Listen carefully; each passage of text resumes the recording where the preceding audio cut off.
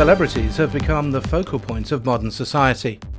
As they tour around the world in private jets, attend premieres, perform live concerts, or pass just through the gauntlet of paparazzi, who exactly is responsible for them? Most of us immediately think of a very large, intimidating bodyguard who physically threatens anyone who dares to approach the celebrity. One group from the United States says they don't subscribe to this approach and has worked for years to change that image. They're called the Close Protection Group, and today we'll talk with their managing director, Todd Fox. Todd, welcome to the show. Thanks for having me. Your resume and client list are both quite extensive. Madonna, JMZ, One Direction, Katy Perry, Janet Jackson, and the list continues. How did you get started? The very abbreviated story is that I happen to have an existing set of skills that my prospective client was looking for at the time. In other words, I was in the right place at the right time. Lucky for sure. How long have you been in the protective security business? I've been involved in protective operations for about 20 years. I shifted the company's focus to celebrity protection about 15 years ago. How many hours a day do you work when you're protecting a celebrity?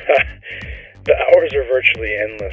My best guess, depending on the client and their habits, is around 16 to 18 hours a day, usually about 6 days a week. Ouch! Yeah, that's definitely not one of the perks.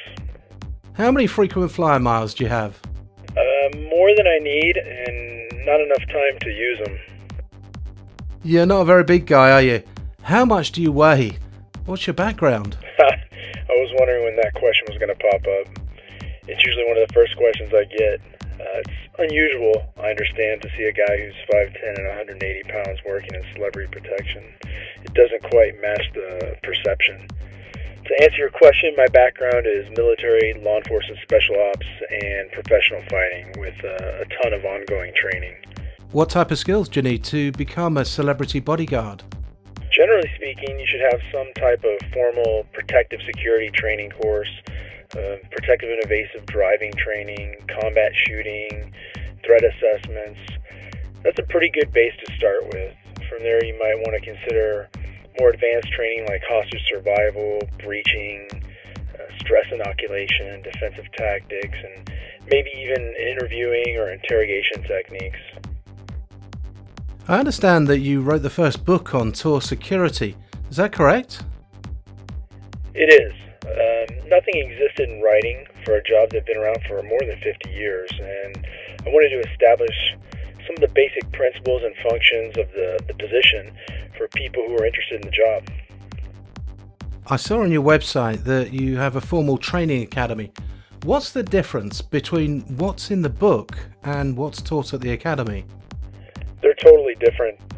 The book is just a quick and simple introduction to the job. The Academy is a resident course and it focuses on hard skills, not just theory. We extensively cover planning, assessments, defensive tactics, stress inoculation, hostage survival, defensive shooting concepts, protective driving concepts, basic breaching, and a lot more. It sounds amazing.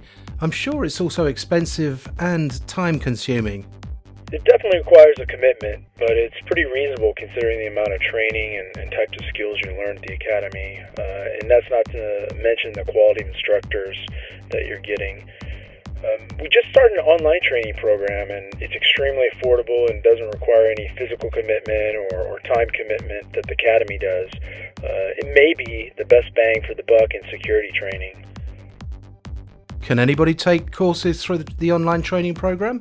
There are 10 modules. Modules 1 through 3 are open enrollment, meaning that anyone can take any of the courses.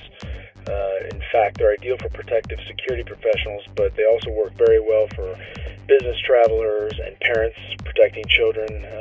Maybe, as an example, a parent taking a family overseas for vacation or something of that nature. I'm sold. If I complete modules 1 through 3, can I do 4 through 10 after? Modules 4 through 10 are more advanced and contain sensitive security information, and for this reason we require a background check and management approval before we'll allow access to those advanced modules. Well, I know you're getting ready to start an event. If you're free after, we'd love a little more of your time. For sure, it would be my pleasure. If you'd like more information on the Close Protection Group, you can check them out on their websites at torprotection.com.